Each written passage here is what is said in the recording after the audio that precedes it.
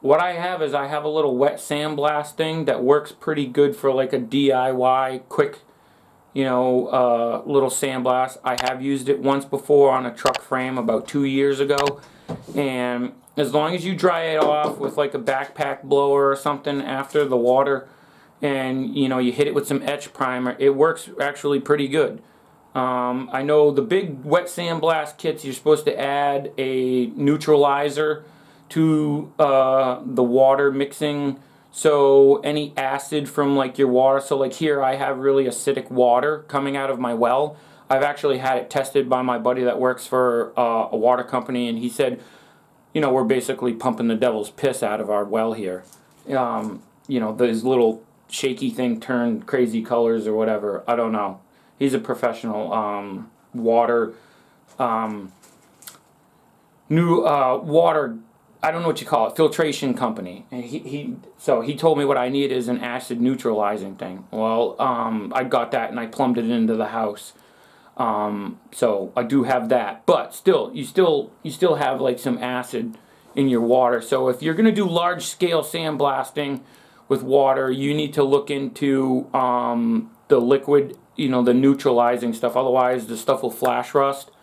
Most of the time when I sandblast, I've been sandblasting for years on my own with a pot. And the biggest problem is having a compressor big enough to run it. Because a small compressor, like a shop compressor, like the tall ones, like in the corner, you see them in everybody's shop. The problem with that is you have to put fans on it to cool it, because if not, you'll keep popping and tripping the breaker because it'll just keep running and you could burn it out. So I have done that with fans on my other one. I mean, literally taking like a fan that you would put in your living room and like hung it from the ceiling, and it worked. I did frame rails on trucks, everything. But anyways, I'm gonna get to what we're gonna do right now. What we're gonna do right now is I got it set up. It's pretty rusty. I think I bought it from Home Depot or Lowe's. And I don't know how many PSI it is, because the tags came off, because the thing got covered in grease one time when we were washing a really dirty truck. I forget which one. And then I took the pressure washer to the pressure washer itself. There goes my neighbor. It's got a nice switch and go 550. I should look into getting one. Anyways, so I blew off the tags when we were cleaning the grease off. So I don't know how many, but it's not that much. Maybe 2,500, maybe something. Maybe there's a tag down on the pump. Nope. No tags. Whatever. It's just a little Home Depot homeowner one, okay? And then you have this. This is just play sand that I got from the hardware store. And I should say, I got this Sandblaster off of like Amazon or eBay. And you just stick it in there. Try not to get sand. This is play sand, but you gotta be careful not to get large granular. Like, that might cause a problem later, that big piece right there. I know in my dry Sandblaster, that will not go through the tip on my dry Sandblaster that I use. But this wet Sandblaster seems to be okay with it. So it just plugs on to the end. I know it doesn't have any pressure on it, but it just plugs on to the end of your pressure washer wand, or I think it's called a wand. I don't know. That's what I've always called it. And that's it. Big rubber nozzle. It doesn't come out real fine. It's kind of like all over the place. But so far, I put this in the light. So far it's doing pretty good. It's getting all the loose stuff, and then we'll cover this with some some acid etch primer. Yeah, but you can see it's already starting to rust a little. It's got like that yellow tinge to it. Looks almost coppery. Might be time for me to change the filter on the house, because I'm just using the hose from the house water. But that's okay, because I'll hit that with that acid etch primer and we'll be good. And then I'm going to put some, so this is where your feet go in the machine. And that's the little hole where you sweep all the dirt down there, and then the floor mat goes around here. Well, I always, in these machines, throw the floor mat out. Most of the rust and damage is from the floor mat, holds moisture and water under there. We got to get this back in the machine, because next week we got to go grade off a road, 100 tons of dense grade, and they're going to be delivering it. So, enough talking. Let me sandblast. Wet sandblasting.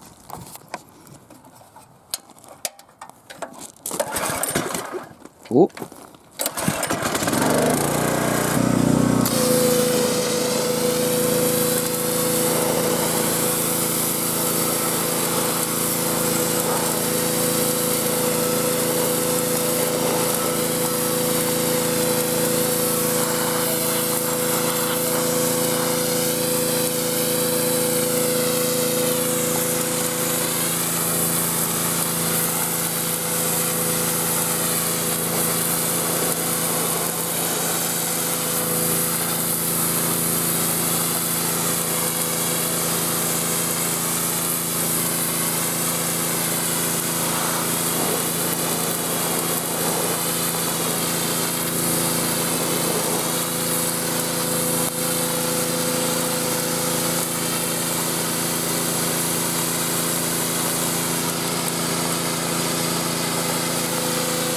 Look at the sand.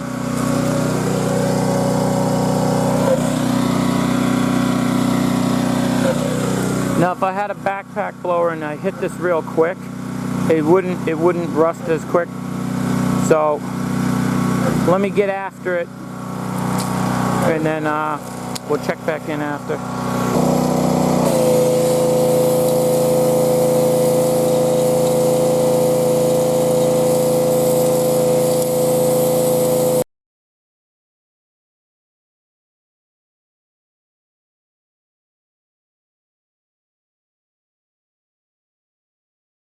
Look at him. He's like, "We done yet? I've been waiting for this to be over with." He's so upset. Well, I think we're gonna put another bag in the bucket. That's Quick Crate, hardscape sand. Well, play sand. You know, I should mention this will not replace a real sandblaster. The only thing of it is I don't have another hood, and I'm not in the mood to get sand in every orifice of my body, if you know what I mean, today. So I'm gonna use this wet sandblaster because it's a little, you know, it's a little messy, but compared to, you know, fishing sand out of places that you don't want to, and having to set up a big compressor and all that, this is quick and easy. But it does not do as good of a job as my dry sandblaster. It just won't. And I know that, and I'm okay with that because I'm going to wire wheel. This is to get all the heavy stuff off. You know. So like it got all the heavy stuff out. You know, there was a bad spot there. I remember that. And, you know, like right there, there was a bad patch. I might try to go over this. May have to move into the sunlight more so I can see it. But let me show you. That's all this is here. Sand in the bucket. And then this tube. I made the mistake of bringing it closer to where I was spraying the water. You don't want to do that, because sandblasting is all about keeping the sand dry. And you know, on the suction end, you want it to be pretty dry going through that tube before it mixes with the water. Otherwise, it loses its suction. So, like even if like you had a pot or something, it's very important to keep your sand dry till it gets to the point of mixing with the water. And if you're dry sandblasting, you want to keep your sand clean. You don't want any big particles in it. I've seen a piece of paper clog up the tip, which sounds crazy, but I ripped a paper bag one time, pulled the tip apart on my dry sandblaster, and even a little piece of paper balled up in the end of the tip, and just once you stop it, you know, and the rest of the sand's coming after it. Now it just continues to block up. And I had to take the whole thing all apart, and all it was a piece of the paper bag when I ripped it open, got into the pot. All right, guys, let me attack more of this, and I'll check back with you after once I think I got it to a good point, because this part's going to be kind of boring. And the other thing too is this camera I'm using is getting sand in like every little crack, and I fold the things and it's, you know, so I'll check back. Alright, so that's I was on the third bag of sand. You can see how it's got like that yellowness to it. That's fine. The wire wheel will take that right off, or you could sandpaper it. I also forgot to mention, this is not the right sand. If you really want to do a real super duper fast good job, unlike me, who didn't want to drive all the way, I think it's like 3 towns over, and a lot of times they don't have enough supply of the glass media sand. It's not sand. Like, what I'm using is actual sand. Real sandblasting sand, believe it or not, is not sand. It's actually, like that Black Beauty stuff, is ground up glass. They call it glass bead. So it's not like very round. It's all sharp and jagged. And when it hits the metal, it does a better job of cutting in. So what ends up happening is it cuts your time down, I think, drastically, because it's more abrasive. This stuff here, you know, wouldn't be bad for, like, if you were doing like an aluminum body on a vehicle or something, because it's not as abrasive. But if you're doing like a truck frame, yeah, I would definitely get the glass media bead. I'll take the wire wheel it down, and then I got self-etching primer. I've had good luck with this. And I got 2K acrylic enamel. Alright, so it's the next day. I didn't get as much sandblasted as I wanted to, because where is it? I don't know if I showed you guys, but I broke the pressure washer because I was using it incorrectly. I spent the end of the day, that's actually a blob of primer, because this can wasn't spraying right because it started getting cold out. But I spent the end of the day with the angle grinder with the wire wheel on it, going back and forth over this side, because this is the side that faces down in the machine. So the side that your feet is on, believe it or not, realistically I can go over that side with the angle grinder as many times as I want, even after it's in the machine, you know. But this side faces down onto the fuel tank, so I want to make sure that I get a good enough coat on this. And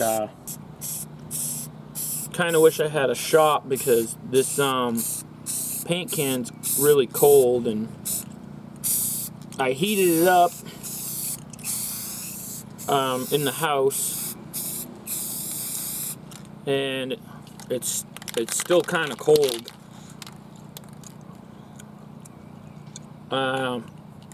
Usually when paint's cold you get a lot of runs, but the good thing is this is the part that faces down in the machine. So like that spot there, it's a primer booger. because when it gets cold out, the end of the can will start to spray in clumps. And being that it's primer, I'm not going to sand it off. If it was like a car finish or something, there'd be multiple steps you would have to do to get a nice finish, but on equipment, you're really just going for protection, not so much looks. Maybe we'll turn this around.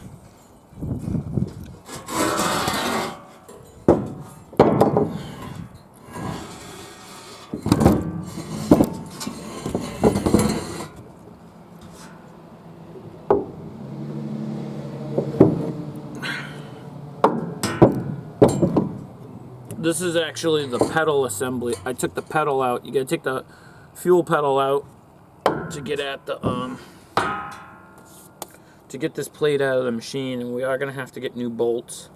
The bolts are really rusty because I left them on top of this outside over the winter, which was stupid, but hey, sometimes I do stupid things. I left this out over the winter because it was one of those things that I kept saying, next week I'll do it, next week I'll do it, next week I'll do it. Well, maybe not this week, well, maybe next week. But then I got so busy working inside my house that it just never happened. But that's okay. I'll clean it up.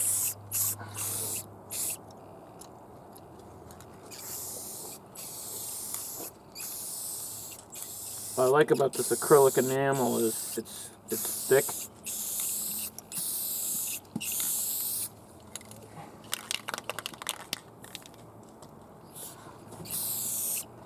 So it seems as though you can lay more coats on without worrying too much about runs. It's like sticky.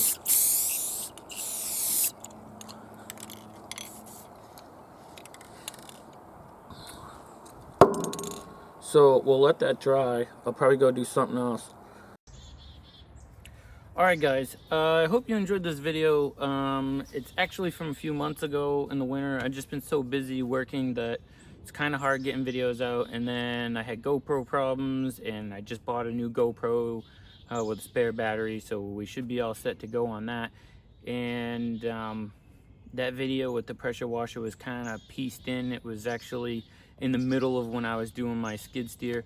So I hope that video comes out all right and everybody enjoys it. And thank you to the positive people. And I know I promised everybody some random thoughts. And you know, I was thinking the other day, because I was working near a house and a guy was redoing the chimney. And I started thinking about that movie, what's the movie? Everybody knows it, Mary Poppins. And then I started thinking about the chimney sweep. And then all of a sudden, ADD took over big time. And then I started thinking, all these guys started popping out of chimneys and dancing around, and they all kind of just abandoned their job. So I'm like, this dude really, what was his name? Was it Dick Van Dyke's character, maybe? I might be saying all the names wrong, but Bert, was it Bert? Yeah. All of a sudden, this dude just left his job and started hanging out with some chick who's babysitting. I mean, is it like, do they have their own union? Like, did he, like, I don't know, did he get approval from his boss? I mean, he literally just left. And then all of his buddies just left their job in the middle of the day. So my random thought was like, you think back then the chimney sweeps had some sort of union to where they could just go off and start dancing and not get fired? Who knows? Totally random. Anyways, stay tuned for the video coming up on rehabbing this trailer.